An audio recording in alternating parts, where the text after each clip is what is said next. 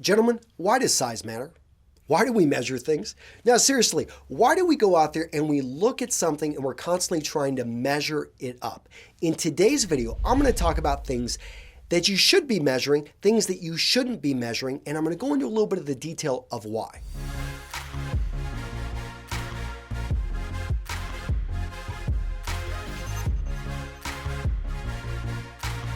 So I think as human beings, we like to measure, and maybe it's a defense mechanism when we're kids. Because think about it, if other kids are getting fed more than you, if they're getting more attention, there's a chance that you wouldn't survive. So for survival instinct, yeah, give me attention, and if I see someone with an ice cream cone, I want one too. But as adults, this comparison, this measurement of looking at everything can really lead us down a dark path. In fact, the country Moldova, it's been voted one of the most unhappy countries in the world. Why? Simply because they look around themselves and they say, oh, compared to all these other European countries, we don't have much. Despite having a, average person makes more money than, definitely more than most of the countries down in Africa. They don't see that. What they see is themselves in comparison to others. So in today's video, I want to talk about things that honestly you shouldn't care about and you shouldn't be measuring, and some things you should. Ready?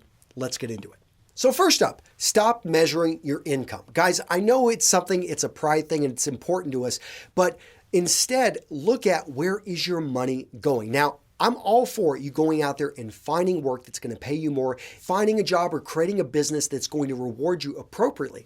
But even if you're making, let's say, $36,000 or $24,000 a year, make sure that you're tracking where all of that money is going. That way, as you start to make more, you're not amplifying mistakes that you could be making at a small level. Instead, you start accounting for where everything's going, and therefore you can start saving towards other goals. Maybe you want to spend more on your education and improve yourself. Maybe you want to start putting away money for your kids, putting away money for retirement. Whatever it may be, make sure that you're tracking that money, because once you get past a certain amount, happiness levels do not increase. They've shown in the United States that about 70,000 is that point. Then yeah, once you go from 70 to 90,000, honestly, there's not much of an increase in happiness. And so you want to make sure that you're tracking where everything's going, not that you find that you're making 100 grand and you don't even know where that money's going. The next item that you shouldn't be measuring, your weight. Now, weight is important, but not in of by itself. Let's talk about other things that should be measured with weight. You want to measure your body. And a quick example, my wife just shared a victory with me. She lost 3 pounds over the last 6 weeks, which may not sound like a whole lot, but that's because you're only looking at the weight. What she shared with me were her measurements. So they measured her neck, they measured her arms, chest, waist, hips, all those other areas. And they were able to show her that all the work that she's done, eating better, exercising almost every single day, she was able to drop 6 pounds of fat and gain 3 pounds of muscle. And they showed her how her body had changed. I noticed this. So make sure to take a picture. If you're looking to get into shape, don't just look at that scale. You want to look at the big picture. And while we're on the subject of health and measurements, gentlemen, I want you to check out my sleep chart. Let me pull this up here. This is so cool. Check through this stuff right here. This is one random night I'm going to show you guys, but I want you to look at the various stages I go through. So if you're not familiar, light sleep, that's stage 1 and 2 sleep, and it's when you can be easily awoken. But light sleep, it's really important.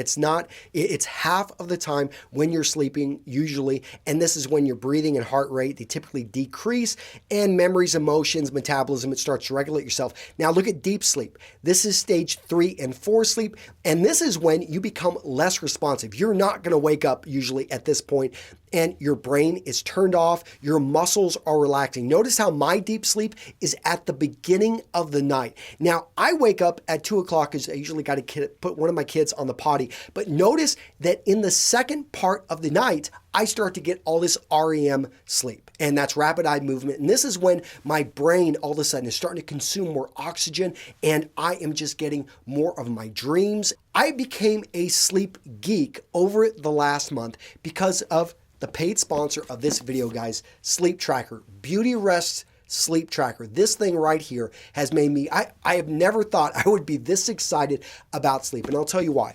Because it helps me understand by measuring and seeing my sleep, why I'm having good sleep. I love this device. And what I love is it was so easy to install. I was able just to put it right into my bed. It works with pretty much any bed. It also connects over to your Amazon Echo, so if you got one of those, but it goes through and it gives you a snapshot every night right to the app on your phone or to your email or to both, and it tells you how much sleep you got, how did you sleep, and over time, it allows you to be able to track all this information. What I love, guys, this is totally non-invasive. I don't even think about it. I just get this email every single day in which, I can go in there and check it, and then I can go into the app and I can look at things over a broader period and be able to pick up the signals, be able to look at patterns and say, I had a bad night's sleep. So that explains why I'm feeling this way. Gentlemen, I think that tracking your sleep is a very healthy habit. I'm going to link to the company again down in the description. Go check them out. Highly recommend it. So the next item I don't think you should be measuring or tracking, and honestly you shouldn't be bragging about, are the crazy hours that you're working at work. You know those guys. Oh yeah, I work 70 hours a week. I work 80 hours a week. I work 100 hours a week. Come on. You can only effectively work about 35 to 40 hours a week. There's only so much time that you can stay focused. Your attention is like a glass of water, and once you drink through it, you have to reset it. You have to have rest. You need to have time away from work. So if you shouldn't be measuring crazy hours, what should you be measuring? How about measuring progress that is made on important projects? And so you need to go through and you need to prioritize. You need to identify what is truly something you should be working on versus something maybe that's screaming for your attention, but isn't non-important. So I'm going to bring up the priority matrix, gentlemen. Go check it out. I'll link to it in the support article that goes with this video. On that priority matrix, you're going to notice two of the squares are actually very, very important.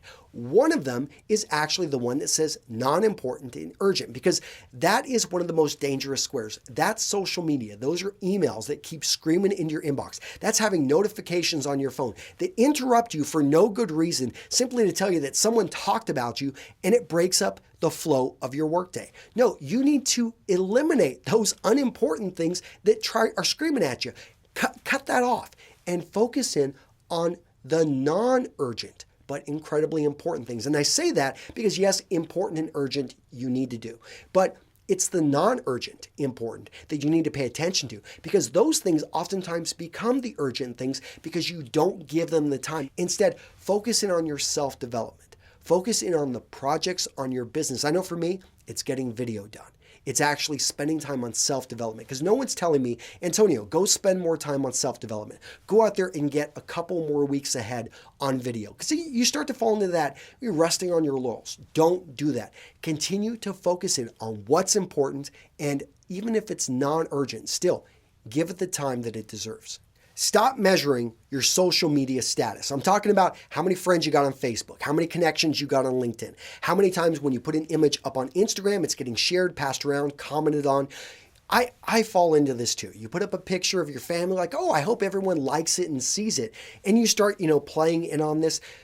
Don't fall into that trap. At the end of the day, what you want to focus in on are real relationships. And the way that I kind of set this is, who's going to show up to your funeral? Who at 2 o'clock in the morning could you call and they would drive 5 hours to support you in your time of need? And this is something that for a lot of us, unfortunately, I think the number has gone down, because you need to put in the work to make these relationships work every single day. I try to, when I'm coming to and from the office, I try to call one person that I haven't spoken with for a while and just talk to them about how they're doing. Ask them, just their life. These are really people I care about. Get on the phone with that person. If you can, go out there and visit. Build a trip around them. I know we did.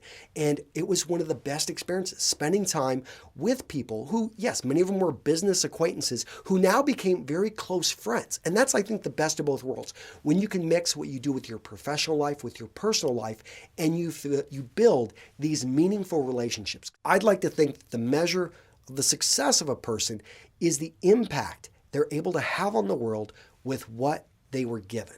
So hopefully you enjoyed this video and you start measuring the right things. And go check out this sleep tracker by Beauty Rest. I'm going to link to it down in the description. I had so much fun tracking my sleep.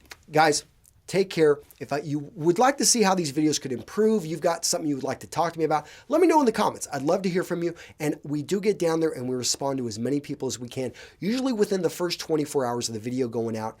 Gentlemen, take care. I appreciate you being part of my audience. See you in the next video. Bye.